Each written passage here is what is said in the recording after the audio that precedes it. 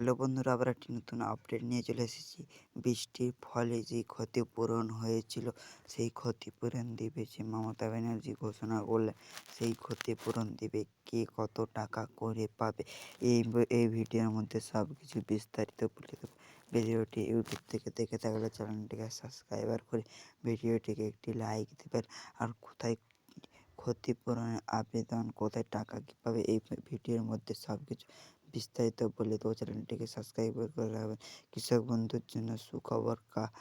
আগ বৃষ্টির যদি ফসল ক্ষতি হয়েছিল তাদের ক্ষতিপূরণ দেবে মমতা। পশ্চিমবঙ্গে মুখ্যমন্ত্রী মমতা বন্দ্যোপাধ্যায় এই তরফে একেবারের জন্য গুরুত্বপূর্ণ ঘোষণা হলো। নতুন বছরে হতে হতে চলছে লোকসভা ভোট। 2024 সালে লোকসভা ভোটে নিজেদের দলকে জয়ীর জন্য বিভিন্ন কাজ হয়েছে। রাজনীতিকের দল অনেকেই দিন ধরে পাহাড়ি মুখ্য মমতা বন্দ্যোপাধ্যায় যে আগে আলিপুরদুয়ারে সরকার ঘটনা করেছিলেন, সেই ঘটনায় যে ক্ষতিপূরণ হয়েছে সেই ক্ষতিপূরণ দিবেন বলে ঘোষণা করলেন। তিনি সরকারের বিভিন্ন প্রকল্পে লক্ষ্মীর ভাণ্ডার, কৃষক বন্ধু প্রকল্প, বেকার ভাতার এবং প্রকৃতি প্রকল্প নানা রকমের বার করেছেন।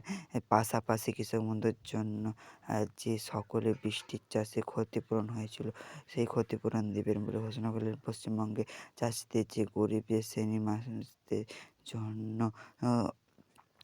কিনতে পারেনি, আর এর কারণে কৃষকদের দিকে সাহায্যের হাত বাড়িয়ে দিয়েছেন মমতা ব্যানার্জি।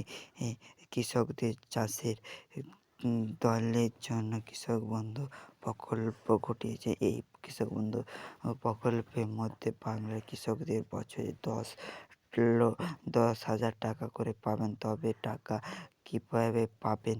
এই মধ্য দিয়ে টাকাটি ব্যাংকের অ্যাকাউন্টে দেওয়া হবে। এছাড়াও কৃষক বন্ধুর প্রকল্পের মধ্যে বিশাল সুবিধা পেয়ে যাবেন। যদি কৃষক বন্ধু হঠাৎ মৃত্যু ঘটনা ক্ষেত্রে পরিসীমা বিমা, বেশি কিছু টাকা পাবেন।